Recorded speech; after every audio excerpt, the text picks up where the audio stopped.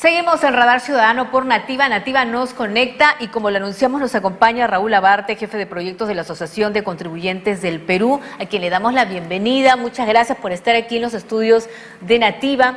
En octubre se van a elegir nuevos alcaldes, nuevos gobernadores regionales. ¿Y qué le preocupa a la Asociación de Contribuyentes del Perú? Porque vemos, aparte de que hay algunos, lamentablemente, autoridades que de todas maneras se involucran en actos de corrupción y terminan denunciados y procesados. ¿Qué le preocupa a ustedes? Bueno, lo que nos preocupa básicamente es que sin reelección no existen los incentivos para que las autoridades rindan cuentas a sus votantes. Existen muchos casos de alcaldes que han sido electos, que consideran que tienen 4 años para poder utilizar ese presupuesto como quieren, y hay incluso distritos que ni siquiera los conocen, y estamos hablando de un sector, digamos, los gobiernos regionales y locales, que la ciudadanía no sé si está enterada, pero controla 2/3 del presupuesto de educación, 2/3 del presupuesto de agua y saneamiento, 50% del presupuesto de salud y 44% del presupuesto de transporte. Es decir, cuando muchos hablan de que el Estado no funciona, en gran medida en estos sectores tan sensibles, en realidad dependen de las municipalidades y los gobiernos regionales. Entonces, estas elecciones de alguna manera son el 50% de los sectores más importantes. O sea, acá se define la gestión pública del 50% de los recursos en general en salud, educación, agua y saneamiento y transporte, que son puntos clave para la ciudadanía, ¿no? Pero no entiendo, ¿la rendición de cuentas no es obligatoria? Pueden haber requisitos legales, sin embargo, a lo que me refiero con rendición de cuentas es a que el pueblo esté participando de las decisiones, el alcalde se vea obligado a tener que defender cuáles fueron sus acciones durante esos 4 años para poder ganar una elección en la siguiente ocasión. Si no existe reelección, que fue anulada en el 2015, no existe ningún incentivo para que el alcalde se involucre con su comunidad, con su distrito o con su región, porque necesita el candidato que tiene.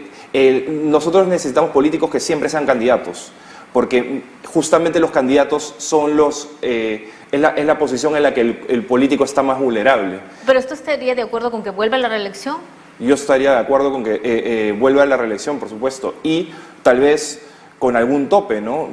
Tal vez 3 periodos consecutivos sea el tope que podríamos tomar, y a partir de ese momento tendría que dejar el cargo, pero no puede ser que no exista ningún periodo consecutivo de tiempo, porque entonces esta persona conserva 4 años el cargo y dice: ¿para qué tengo que ganarme a la población? ¿Para qué tengo que satisfacer sus necesidades? Si igual yo no tengo ningún incentivo a quedarme. Pero qué mal, ¿no? Porque se supone que hay un compromiso para estos 4 años. Dependemos de su buena voluntad. Dependemos lamentablemente de su buena voluntad. Ahora, otro tema, cuando una autoridad es elegida, suele presentar su plan. Mire, yo voy a hacer esto, vecinos, el primer año, el segundo año, en esto voy a gastar, en esto voy a invertir, tal cosa.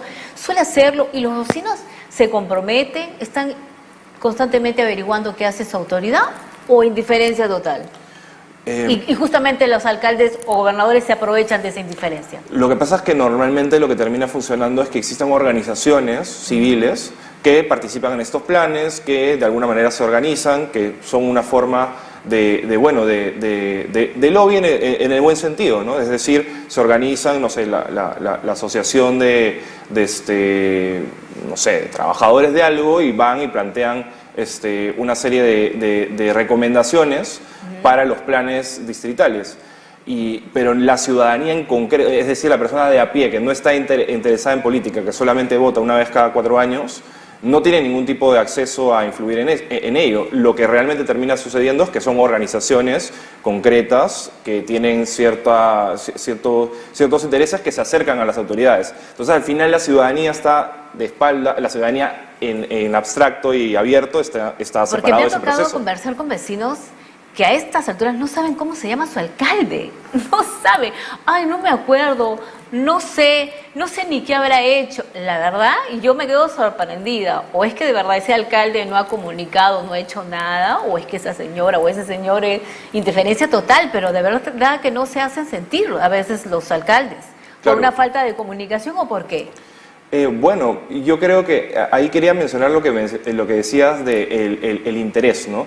Hay un instrumento en ciencia política que se llama la teoría de la elección pública, y es básicamente considerar que las personas no actúan por su buena voluntad, sino por la búsqueda del propio interés. Entonces, el votante sabe que su voto realmente no va a influir significativamente en la elección a grandes rasgos, porque es un solo voto dentro de muchos. Entonces, ¿cuál es su decisión racional? No me informo y simplemente decido en la cola, como la Transparencia decía hace una sección. Entonces, esa es una elección, entre comillas, racional, porque dicen, el costo de informarme es muy alto, pero mi voto influye muy poco, entonces simplemente no me informo. Y lo mismo sucede con el alcalde. Si yo no voy a ser reelecto, mi interés está en aprovechar estos 4 años para sacarle el jugo, en vez de pensar a largo plazo en ganarme a mi población, en ganarme a mis electores, haciendo bien las cosas. Ahora, porque no lo voy a pagar yo, lo va a pagar el que viene. Además, 4 años para gobernar una ciudad, un distrito, ¿es muy poco tiempo? Sí, por supuesto, sobre todo para implementar planes de largo plazo viales, y sobre todo para que la gente pueda ver las consecuencias a largo plazo, que eso también pasa mucho, que uno puede sobreendeudar a la municipalidad, por ejemplo, haciendo cosas populistas y luego pasarle toda la deuda al que viene. Y justamente tenemos unos cuadros que ustedes han elaborado sobre la percepción que tienen los ciudadanos de sus autoridades, la aprobación de los gobiernos regionales. Ahí tenemos, ¿no? Justamente, si nos puede explicar. Sí, claro. Esta es información del INEI y lo que muestra es cuántas personas consideran muy buena o buena la gestión del Ejecutivo, en el caso de Nacional, del Gobierno regional y de las municipalidades. Y como vemos, pues los gobiernos regionales son los menos ranqueados, pero también vemos una tendencia hacia la baja, ¿no? Desde la pandemia, la concepción de la gestión pública ha ido decayendo, especialmente en el Gobierno nacional, pero digo, son los peores ranqueados en cuanto a municipalidades y gobiernos regionales, ¿no? Tenemos otro cuadro también sobre la aprobación, creo, ¿no? Ahí está, caída, ¿no? De la aprobación de la gestión de los gobiernos regionales por departamento. Sí, esto lo quiero explicar un poco mejor. La idea es mostrar entre octubre del 2019 hasta ahora cuál es cuánto ha caído la aprobación de acuerdo a las regiones. Tenemos que Ucayali, por ejemplo, ha caído la aprobación 30 puntos, ¿no?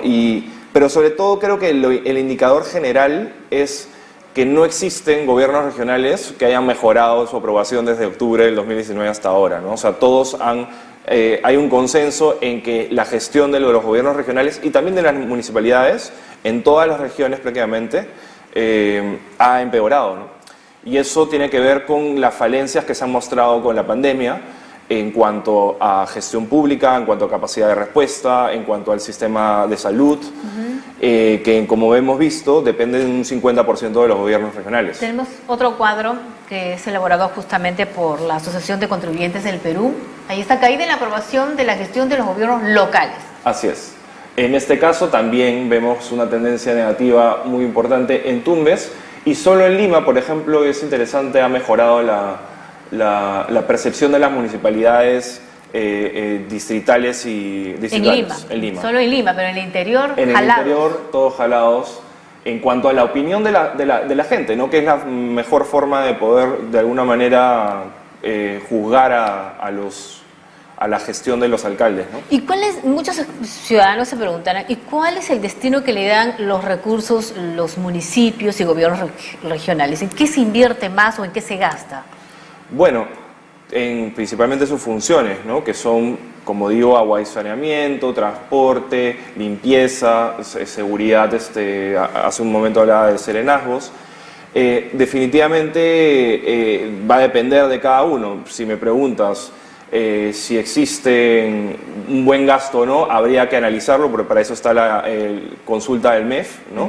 La consulta de ejecución presupuestal es Pero ejecutan mal, ¿no? ejecutan muy mal y a veces incluso con mucha corrupción, ¿no?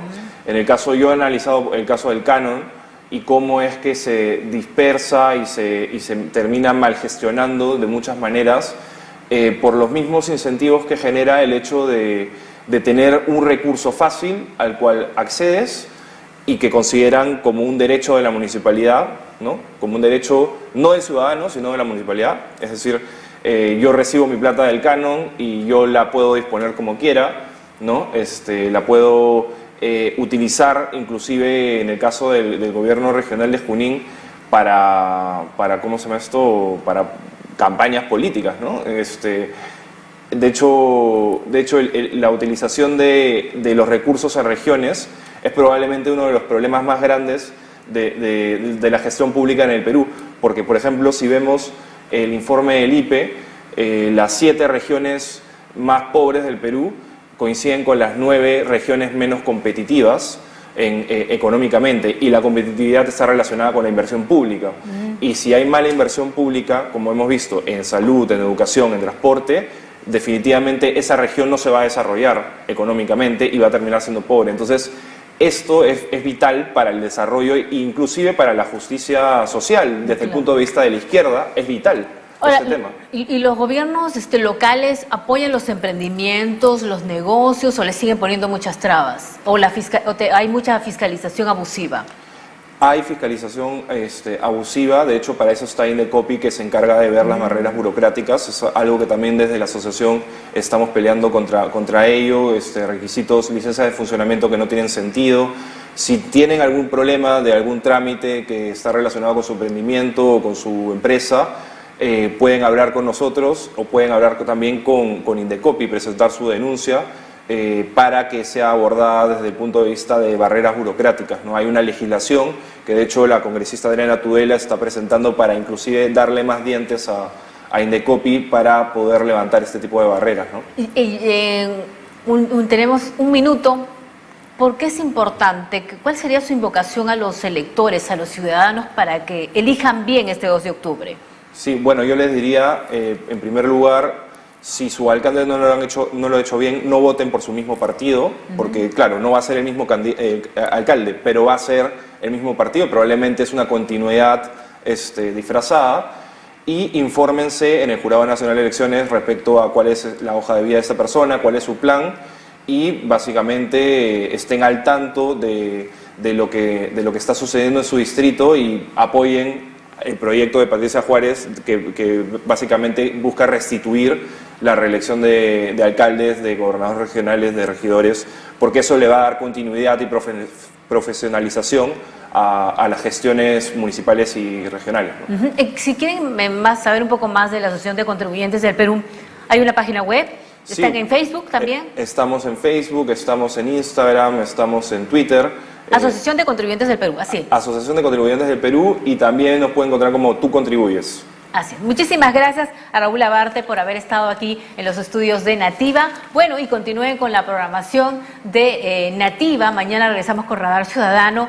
Y también, antes de finalizar el programa, los chicos, aprovechen que los chicos están de vacaciones, por favor, y llévenlos a la Feria del Libro que se va a realizar, a la Feria Internacional del Libro de Lima, que se va a realizar hasta el 7 de agosto. La entrada es de 7 soles, 3 soles creo que estudiantes.